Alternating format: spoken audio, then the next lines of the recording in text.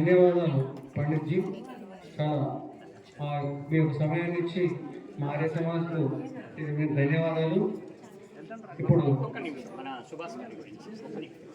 చాలా ఇంపార్టెంట్ సుభాష్ రెడ్డి గారు ఇప్పుడు దేవమునిగా చక్కగా వారు అగ్నిమునిగా మరి ఇప్పుడు చూడండి ఆయనను చూసి ప్రేరణ మధ్యలో గుండె పగిలింది, బలహీనమైంది. కానీ ఇప్పుడు మళ్ళీ ఎక్కడెక్కడ కార్యక్రమాలకు వెళ్తున్నారు. రిటైర్మెంట్ అయిన తర్వాత చక్కగా పాపం తహసీల్దార్గా డిప్యూటీ తహసీల్దార్ ఉన్నప్పుడు ఆయన ఎలా చేశారో డ్యూటీ ఏం చేశారో మనకు అనవసరం. కొందరు అంటారు, మొన్న ఆయన అన్నాడు రెవెన్యూ అంతా నీచమైంది ఏది లేదని చెప్పంటే కూడా సార్ నవ్వుతున్నాడు. ఎందుకంటే పాపం దాంట్లో ధర్మాత్మ నుండి పద్ధతిగా చేస్తున్న వాళ్ళు ఎంతమంది ఉన్నారు. మన ధర్మాన్ని ఆచరించడం అనేటటువంటి దాని విషయంలో సుభాష్ రెడ్డి సార్కి ప్రత్యేకంగా ధన్యవాదాలు.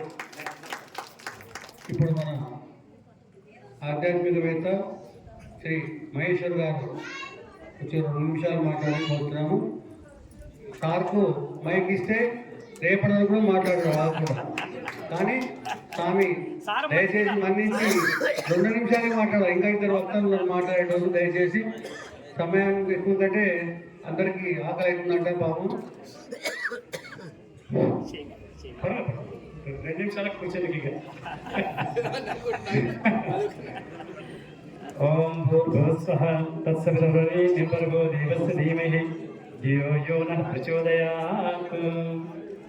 నేను ఎవరి పేర్లు చెప్పకుండా సభకు సదస్సులందరికీ కార్యనిర్వాహకులందరికీ నమస్కారాలు తెలియజేస్తూ ముందుకు పోతాను.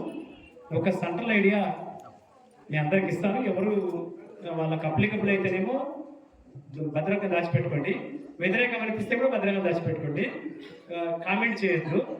ఏమిటి అని అంటే, నేను ఒక ఇంటికి ఒక ఆర్య సమాజిస్ట్ ఇంటికి భోజనానికి పోయిన వనపడుతున్నాను. నేను శిశు మందిరంలో పనిచేస్తున్నా, సంఘ ముఖ్య శిక్షకు నేను పోతే ఆయన ఏమన్నాడు, మీ ఆర్ఎస్ఎస్ వాళ్ళంతా పైల్మాన్ల దాకా కట్టెలు పట్టుకొని తిరిగేదన్నా ఇంకేమైనా చేసేది ఉందా అన్నాడు.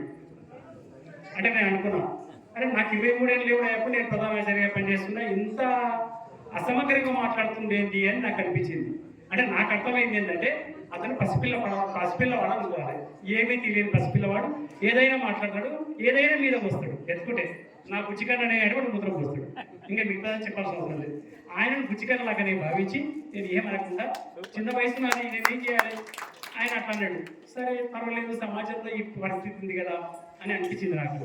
అనిపించిన తర్వాత నేను మళ్ళీ సంఘ పెద్దలతో ఆలోచన చేసిన, ఏమండి ఇట్లా ఎక్సర్సైజ్ చేసే పద్ధతులు మనం చూస్తున్నారు, నిజంగా మన పాత్ర ఏమిటి అని చెప్పంటే, ఆయన రామచంద్రయ్య గారైనా ఆర్ఎస్ఎస్ అతనుడే సేవాపురం ప్రాంత ప్రచారం. ఆయనతో నాకు బాగా మహేష్ నీవు అన్ని కొత్త పట్టుకొస్తావు అన్నాడు. అంటే నాకంటే పరిశోధన ఆలోచనలు. అయితే అప్పుడు ఏం చేసిందంటే ఒక గీత గీసిండు. గీసి ఇగో ఆర్య సమాజం ఈడ ఉంది, ఈడ ఏది ఇంకా ఏదైనా అద్వైత సిద్ధాంతం, ద్వైత సిద్ధాంతం, విశిష్ట అద్వైత సిద్ధాంతం, ఆ తర్వాత పూజలు చేసేటువంటి వ్యవస్థ, ఇవన్నీ కూడా హిందుత్వంలో భాగమే. దీనంతా కలిపి సనాతనం అన్నాడు. సనాతనం ఏంటంటే ఓనాడు ఉన్నది కాదు, ఓనాడు లేది కాదు, ఎప్పటికీ ఉండేదే. అది చచ్చిపోతుందంటే చావలేదు. ఒక ఆయన అన్నాడు, తమిళనాడులో ఉప ముఖ్యమంత్రి, నేను చంపేస్తా సనాతన ధర్మాన్ని అన్నాడు. మనిషిని చంపేదానికోసం కానీ తర్వాత ధర్మాన్ని చూద్దని చెప్పండి.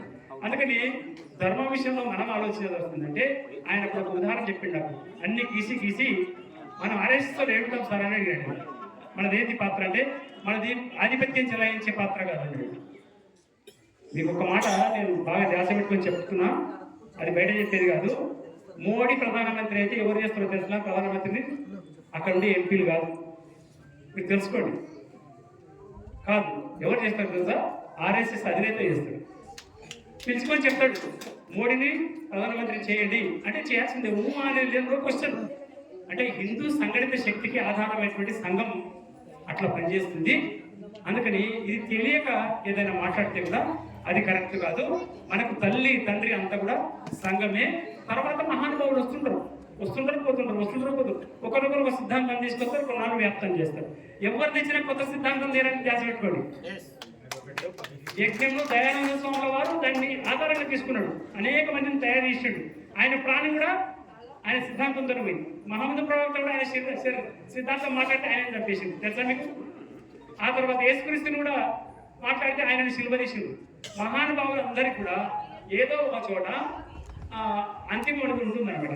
అంటే సిద్ధాంతానికి అంతిమం లేదని చెప్తున్నాడు. దయానంద సరస్వతి అందించినటువంటి యొక్క యజ్ఞ పద్ధతిని వేదంలో ఉంది. రాముడు ఆచరించాడు, విశ్వామిత్రుడు ఈ గాయత్రి మంత్రం ఉంది కదా, ఈ మంత్రం ఎక్కడి నుంచి వచ్చింది? ద్రష్ట ఎవరు అంటే విశ్వామిత్ర మహర్షి. ఆయన ఎవరికి బోధించాడంటే రాముడికి బోధించాడు. అగస్త్యముని ఏం చేసిండంటే ఆదిత్య హృదయం అని చెప్పిండు. ఏ విద్యలు అందించినంత అతి బల మహాబలం చేసి దుర్మార్గులు సంహారం చేసిండు. ఈ బలాలు మన పని ఇప్పుడు ఏమి లేవు కాబట్టి దుర్మార్గులను ఎదుర్కొనే శక్తి మన లోపల శూన్యం అవుతుంది. అందుకని యజ్ఞమై శ్రేష్టతం కర్మ అని వేదం చెప్పినట్టుగా యజ్ఞము కంటే శ్రేష్టమైనది లేదు అని చెప్పకూడదు. శ్రేష్టమైనది యజ్ఞము అని చెప్పడం బాగుంటుంది.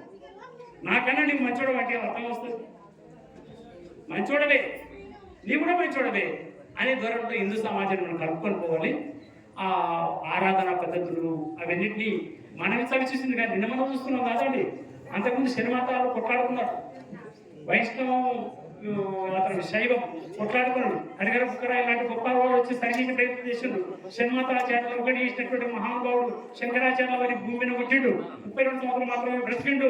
ఆ ఉన్నంత కాలంలో ఆయన అందరినీ సంఘటన చేసే ప్రయత్నం చేసినట్టు హిందూ ధర్మాన్ని కాపాడుకోవడం మన లక్ష్యమై ఉండాలి.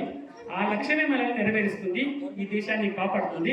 మనము సిద్ధాంతం పేరిట వివాదాల పేరిట ఎక్కడ కూడా ఘర్షణ పెట్టకూడదు. సమావేశాల్లో అట్లాంటి ఘర్షణ సంబంధమైన విషయాలు కూడా ఏవి మాట్లాడకూడదు. భగవద్గీత శ్లోకాలు ఎన్నో ఉన్నాయి. నువ్వు దాంట్లో ఎందుకు పెడతావు? పెట్టకూడదు. కృష్ణుడు మాత్రమే ఒక కృష్ణుడు దేవుడే కానీ ఒక ఆయన అంటారు. నీకు ఎవడ అధికారం ఇచ్చాడు? బలో సనాతన ధర్మకి ఎవడన్నా సభలకి వచ్చి కలబడుతున్నప్పుడు ఏం చేస్తారు? అందుకొరకు వివాదాలు వద్దు. హిందుత్వంలో వివాదాలు వద్దు. అందరం కలిసి పనిచేద్దాము. ఓం అందరికి ఓం. నీవు ఏ మంత్రంలో చూడండి, ఓం లేకుండా మంత్రం లేదు. నీవే మంత్రం ఏ పద్ధతి అయినా అనుసరించండి. ఓం తోత పెట్టిండా లేదా పడ ఎందుకు? అవుకారమ్మ ఇది అందరూ అంగీకరించారు. సూర్యుడే కదా. అందుకొరకు దయచేసి వాద వివాదములు మానివేసి అపరిపక్వ పదార్థాలతో మాట్లాడకుండా తెలియదుంటే తెలుసుకోవడం ప్రయత్నం చేసి వయసుకు తగినట్టుగా డిగ్నిటీగా శాస్త్రం తెలిసినట్టుగా ఆధారాన్ని చెప్తూ చెప్పాలి. ఆధారం లేకుండా ఏది మాట్లాడితే మనం ఫెయిల్ అవుతాము. అందుకని దయచేసి ధన్యవాదాలు మహేశ్వర్ సార్. మహేశ్వర్ సార్ మాకు